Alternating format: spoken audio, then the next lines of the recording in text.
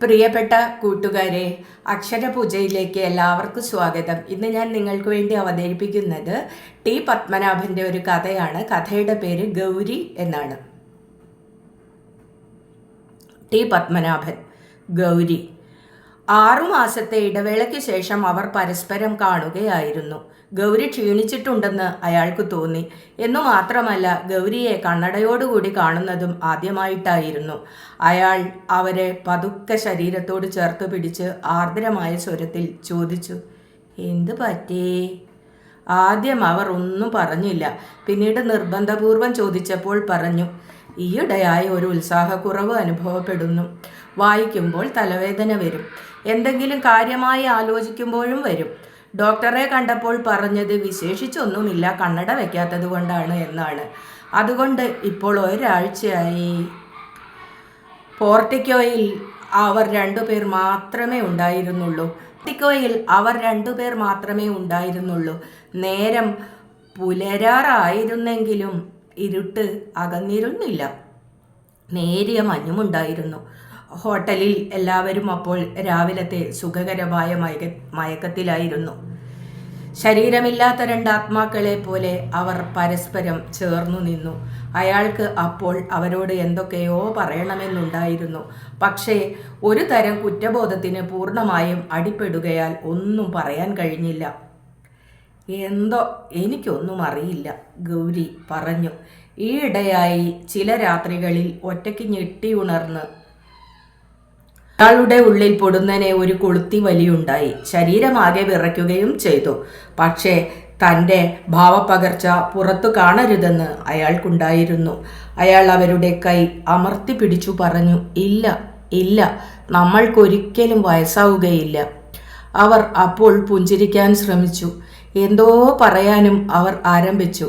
പക്ഷേ പിന്നീട് ഒരു 2ാം വിചാരത്തിലെന്ന പോലെ പറയാതിരിക്കുകയും ചെയ്തു. അവർ രണ്ടുപേരും ചെറുപ്പക്കാരായിരുന്നില്ല എന്നത് ഒരു സത്യമായിരുന്നു.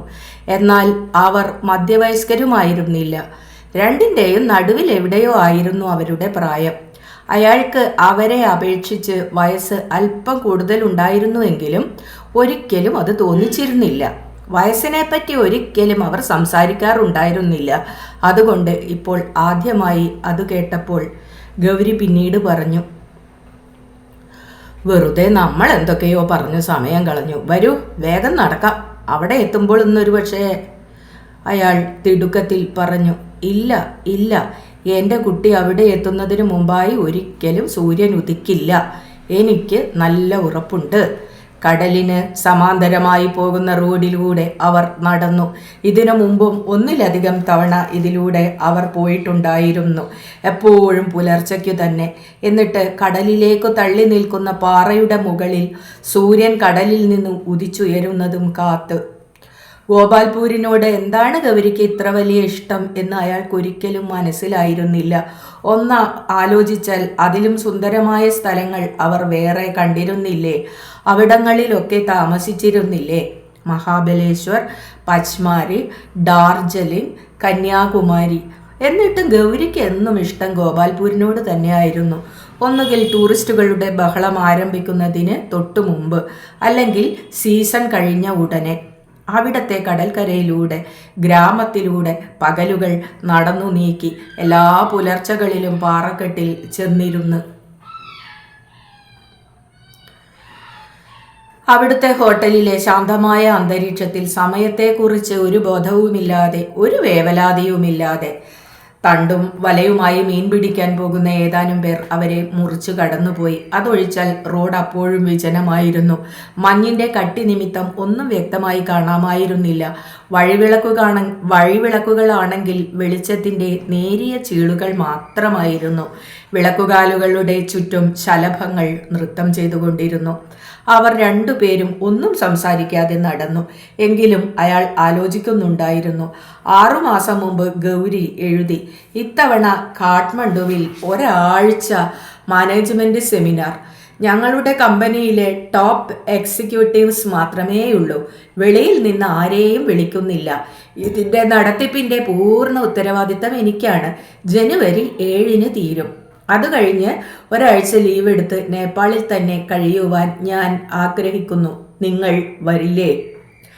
വരണം, അല്ലെങ്കിൽ പിന്നെ എന്തിനാണ് ഞാൻ?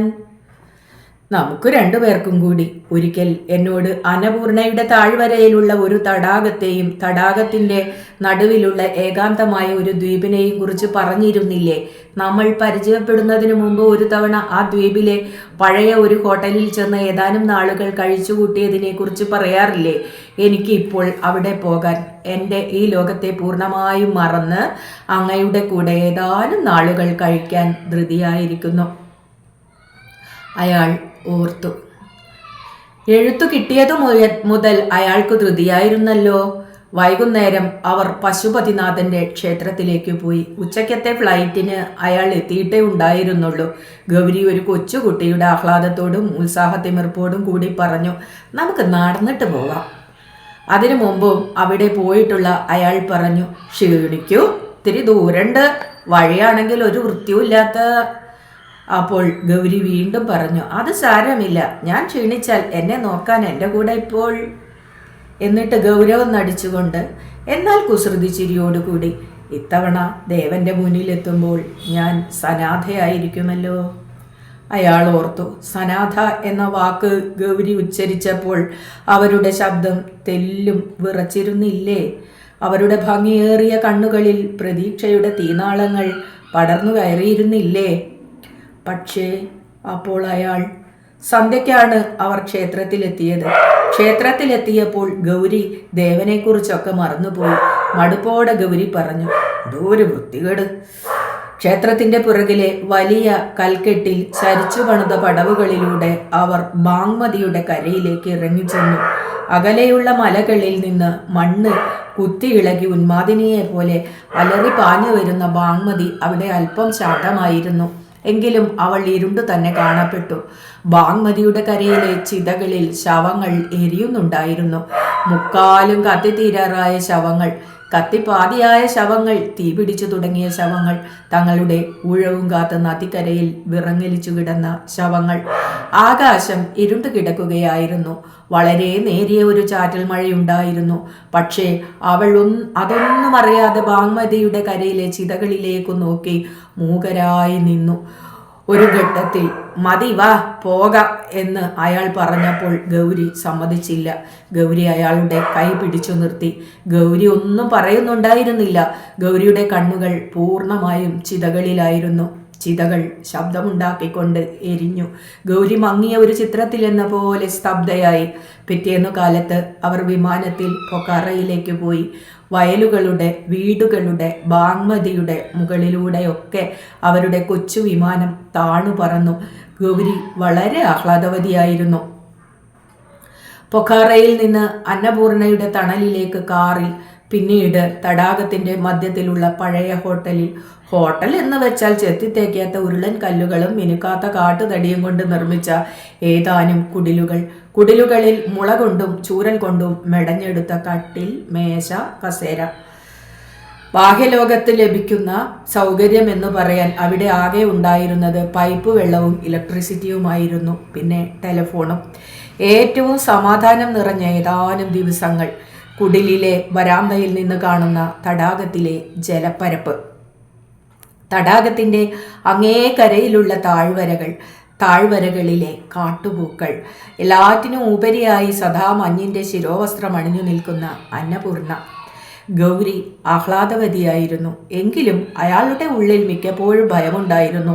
ബാങ്മതിയുടെ കരയിൽ കത്തിയെരിയുന്ന ചിതകൾക്ക് മുമ്പിൽ എല്ലാം മറന്ന് ഒരു ചിത്രത്തിൽ എന്ന പോലെ സ്തബ്ധയായി നിന്ന ഗൗരിയുടെ രൂപം എത്ര ശ്രമിച്ചിട്ടും മനസ്സിൽ നിന്ന് മാഞ്ഞു പോവുകയുണ്ടായില്ല.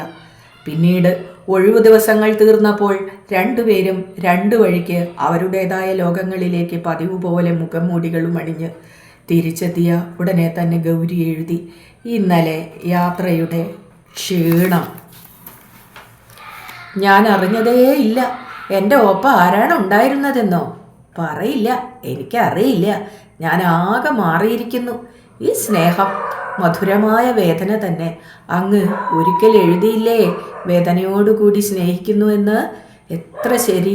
ഞാൻ ഇപ്പോഴതറിയുന്നു. സങ്കടങ്ങളുടെ നടുവിലും പിരിടാവാനാത്ത ആഹ്ലാദം. ഗോപാൽപൂരിലെ ആളൊഴിഞ്ഞ നിരത്തിലൂടെ ഗൗരിയെയും കൂട്ടി നടന്നപ്പോൾ അയാളും ആലോചിച്ചിരുന്നത് ധർമ്മസങ്കടങ്ങളെക്കുറിച്ച് തന്നെയായിരുന്നു. ഗൗരിയുടേതു മാത്രമല്ല, അയാളുടേതും.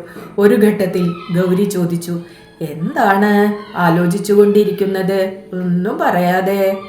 അയാൾ പെട്ടെന്നു ഞെട്ടി. പിന്നീട് പതുക്കെ പറഞ്ഞു, ഇല്ല, ഒന്നുമില്ല. അവർ ഒരു വിളക്കുകാലിൻ്റെ ചുവട്ടിലായിരുന്നു. ഗൗരി പൊടുന്നനെ അയാളെ പിടിച്ചു നിർത്തി. അയാളുടെ മുഖത്തേക്ക് ഉറ്റുനോക്കിക്കൊണ്ട് ചോദിച്ചു, സത്യം പറയണം, എന്നോട് മടുപ്പ് തോന്നുന്നുണ്ടോ? ഇതൊന്നും വേണ്ടായിരുന്നു എന്ന്? എപ്പോഴെങ്കിലും അയാൾ അമ്പരപ്പോടെ അവരെ നോക്കിയപ്പോൾ ഗൗരി തുടർന്നു, ചിലപ്പോൾ ഞാൻ ഓർത്തു പോകുന്നു, പ്രത്യേകിച്ചും ഈയിടെയായി. എന്തുകൊണ്ടാണ് എന്നറിയില്ല. അങ്ങ് ഒരു തരത്തിലുള്ള സ്നേഹക്കുറവും ഒരിക്കലും എന്നോട് കാട്ടിയിട്ടില്ല. എങ്കിലും ഈയിടെയായി ഞാൻ ഒരു ഭാരമാകുന്നുണ്ടോ എന്ന്. സ്നേഹത്തിൻ്റെ കാണാക്കയങ്ങളിലേക്ക് അങ്ങയെ പിടിച്ചുകൊണ്ടുപോയത് ഞാനായിരുന്നല്ലോ. അങ്ങാണെങ്കിൽ ആദ്യമൊക്കെ ഒഴിഞ്ഞു മാറാൻ പരമാവധി ശ്രമിക്കുകയും ചെയ്തു. എന്നിട്ടും എനിക്കറിയാമായിരുന്നു അങ്ങയുടെ ഉള്ളിലും സ്നേഹമുണ്ടെന്ന്. എനിക്ക് ആ സ്നേഹം വേണമായിരുന്നു, കൂടിയേ കഴിയുമായിരുന്നുള്ളൂ. അതുകൊണ്ട് ഞാൻ എല്ലാം മറന്ന്. അയാൾ അവരെ വാചകം പൂർത്തിയാക്കാൻ അനുവദിക്കാതെ മാറോട് ചേർത്തു നിർത്തി. അയാൾക്ക് കരച്ചിൽ വരുന്നുണ്ടായിരുന്നു. അവരുടെ നെറുകയിൽ ആർദ്രമായി ചുംബിച്ചുകൊണ്ട് അയാൾ പറഞ്ഞു, അങ്ങനെയൊന്നും പറയല്ലേ, എനിക്ക് സഹിക്കാൻ കഴിയില്ല. മുറിവേറ്റ ഒരു പക്ഷിക്കുഞ്ഞ് അഭയം തേടാൻ ശ്രമിക്കുന്നത് പോലെ അവർ അയാളോട് ഒന്നുകൂടി ചേർന്നു നിന്നു. എന്നിട്ട് ഒരു തേങ്ങലിൻ്റെ വക്കത്തോളം എത്തിക്കൊണ്ട് തന്നോടെന്ന പോലെ പറഞ്ഞു, എൻ്റെ സുമി, എൻ്റെ മകൾ.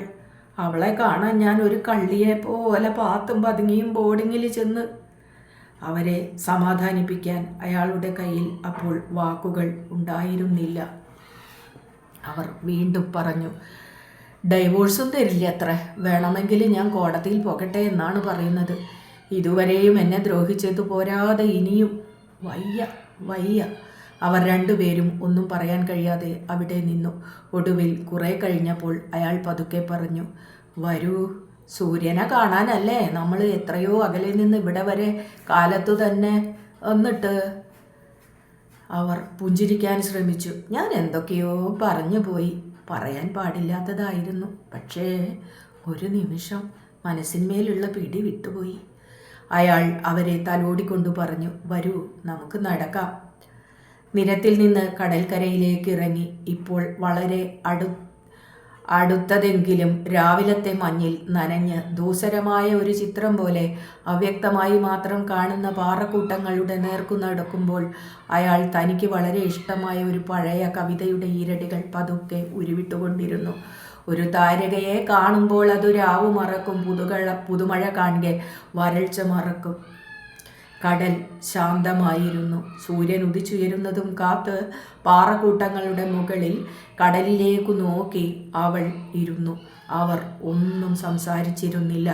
മൗനത്തിൻ്റെ ഏതോ ഒരു ദുർബല ഘട്ടത്തിൽ അയാൾ ചോദിച്ചു, ഞാൻ ഒരു കഥ പറഞ്ഞു തരട്ടെ? പറയണമെന്ന് പലപ്പോഴും വിചാരിച്ചതാണ്, പക്ഷേ കഴിഞ്ഞില്ല. ഇപ്പോൾ? ഗൗരി ശാന്തമായി പറഞ്ഞു, എനിക്ക് ഒരു കഥയും ഇതുവരെയും പറഞ്ഞു തന്നിരുന്നില്ലല്ലോ. ഞാനൊട്ട് ചോദിച്ചിരുന്നുമില്ല. എങ്കിലും എനിക്ക് ആഗ്രഹമുണ്ട്. പറയോ? തെല്ലുനേരം ഓർമ്മകളിൽ ആണ്ടിരുന്ന ശേഷം അയാൾ പതുക്കെ പറയാൻ തുടങ്ങി. പണ്ട്, വളരെ പണ്ട് ഒരു ചെറുപ്പക്കാരനുണ്ടായിരുന്നു. അയാൾക്കറിയാവുന്ന ഒരു പെൺകുട്ടി ഉണ്ടായിരുന്നു. പെൺകുട്ടി അയാളുടെ സ്നേഹിതൻ്റെ അനുജത്തിയായിരുന്നു. അതിനു പുറമെ അവർ രണ്ടുപേരുടെയും വീട്ടുകാരും പരിചയത്തിലായിരുന്നു. ഇതൊക്കെ കൊണ്ട് ചെറുപ്പക്കാരനും പെൺകുട്ടിക്കും പരസ്പരം കാണാനും സംസാരിക്കാനും ഒന്നും ഒരു വിഷമവും ഉണ്ടായിരുന്നില്ല. പെൺകുട്ടി കാണാൻ വളരെ നല്ലതായിരുന്നു. എപ്പോഴും അവൾ വളരെ മൃദുവായി സംസാരിച്ചിരുന്നുള്ളൂ. അവളുടെ വാക്കുകൾ ചെറുപ്പക്കാരന് അമൃതായിരുന്നു. പെൺകുട്ടി അയാളെ ആത്മാർത്ഥമായി തന്നെ സ്നേഹിച്ചു. അയാളും അവളെ സ്നേഹിച്ചു. ഒരു തവണ അയാളുടെ വീട്ടിൽ വെച്ച് ഒരു സംഭവമുണ്ടായി. അവർ രണ്ടുപേരും ആലിംഗനബദ്ധരായി. അയാളുടെ മുറിയിൽ നിൽക്കുകയായിരുന്നു. അപ്പോൾ ആരോ അങ്ങോട്ട് വരുന്നുണ്ടെന്ന് വിചാരിച്ച് അയാൾ ബദ്ധപ്പാടോടെ അവളിൽ നിന്ന് ഒഴിഞ്ഞുമാറി. അവളും അതുപോലെ തന്നെ ചെയ്തു. ഈ വെപ്രാളത്തിൽ പെൺകുട്ടിയുടെ കുപ്പിവളകളിൽ ചിലത് തകരുകയും അവളുടെ മനോഹരമായ കൈത്തണ്ടയിൽ ചെറിയ ഒരു മുറിവ് ഉണ്ടാവുകയും ചെയ്തു. സത്യത്തിൽ ആരും അപ്പോൾ ആ മുറിയിലേക്ക് വന്നിരുന്നില്ല. ഭയം നിമിത്തം അവർക്ക് അങ്ങനെ തോന്നിയതായിരുന്നു. പെൺകുട്ടിയുടെ കൈത്തണ്ടയിൽ നിന്ന് ചോര കിനിയുന്നുണ്ടായിരുന്നു. അത് തുടച്ചു കളഞ്ഞതിനു ശേഷം പൊട്ടിയ വളത്തുണ്ടുകൾ എടുത്ത് കയ്യിൽ പിടിച്ച് അപരാധബോധത്തോടെ ചെറുപ്പക്കാരൻ പറഞ്ഞു, ഞാൻ വേറെ വാങ്ങിത്തരാം. അയാളെ ജീവിതം മുഴുവൻ പിന്തുടരുന്ന ഒരു നോട്ടം ആ പെൺകുട്ടി അപ്പോൾ നോക്കി.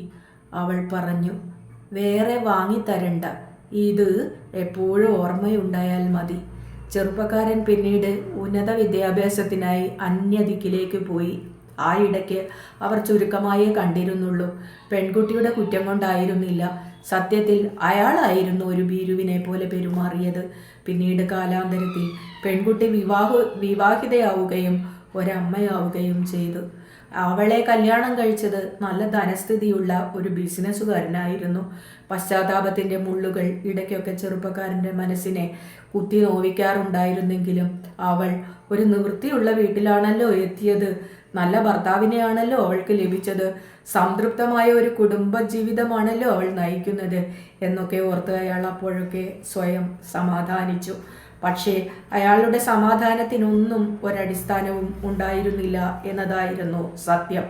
പെൺകുട്ടിയുടെ ജീവിതം തികച്ചും ദുഃഖഭൂയിഷ്ടമായിരുന്നു. അവിടെ താളപ്പിഴകളും ശ്രുതിഭംഗങ്ങളും മാത്രമേ ഉണ്ടായിരുന്നുള്ളൂ.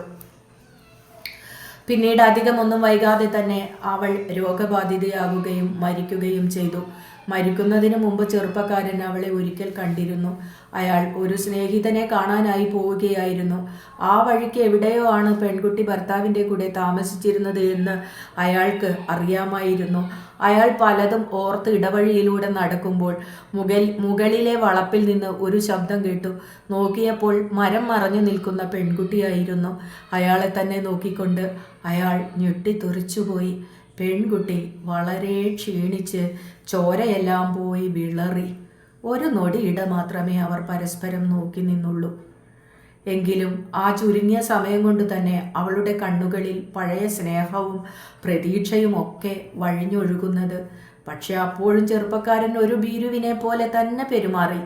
പിന്നീട് കൊല്ലങ്ങൾ കഴിയും തോറും ഇതിൻ്റെയൊക്കെ ഓർമ്മ വേട്ടനായ്ക്കളെ പോലെ അയാളെ പിന്തുടർന്നുകൊണ്ടിരുന്നു. അതിനുശേഷം വളരെ കൊല്ലങ്ങൾ കഴിഞ്ഞ് ചെറുപ്പക്കാരൻ, അയാൾ അപ്പോൾ ഏതാണ്ട് ഒരു മധ്യവയസ്കനായി കഴിഞ്ഞിരുന്നു, പഴയ വഴികളിലൂടെ യാത്ര ചെയ്യുകയായിരുന്നു. അയാൾ അപ്പോൾ ദൂരെ എവിടെയോ ഒരു വലിയ ഉദ്യോഗസ്ഥനൊക്കെ ആയി കഴിഞ്ഞിരുന്നു. അയാളുടെ കൂടെ കാറിൽ അയാളുടെ ഏടത്തിയും ഉണ്ടായിരുന്നു. കാർ ഒരു വളവിൽ സ്പീഡ് കുറച്ച് പതുക്കെ തിരിഞ്ഞപ്പോൾ ഒരു പെൺകുട്ടി, അല്ല യുവതിയോ, അവരെ കടന്നുപോയി. അയാൾ ഞെട്ടി. ഒരു നിമിഷ നേരത്തേക്ക് അയാളുടെ ഹൃദയമിടിപ്പ് നിന്നതുപോലെയായി. അയാൾ കടന്നുപോയ ആ പെൺകുട്ടിയെ തന്നെ നോക്കിയിരുന്നപ്പോൾ, അവിശ്വസനീയമായ ഒരു കാഴ്ച കണ്ടിട്ടെന്ന പോലെ നോക്കിയിരുന്നപ്പോൾ ഏടത്തി പറഞ്ഞു, നീ അറിയില്ലേ, അത് നമ്മുടെ പഴയ അവളുടെ മകളാണ്, വീട്ടിൽ വരാറുണ്ട്, പാവം കുട്ടി. അയാൾ ഞെട്ടി.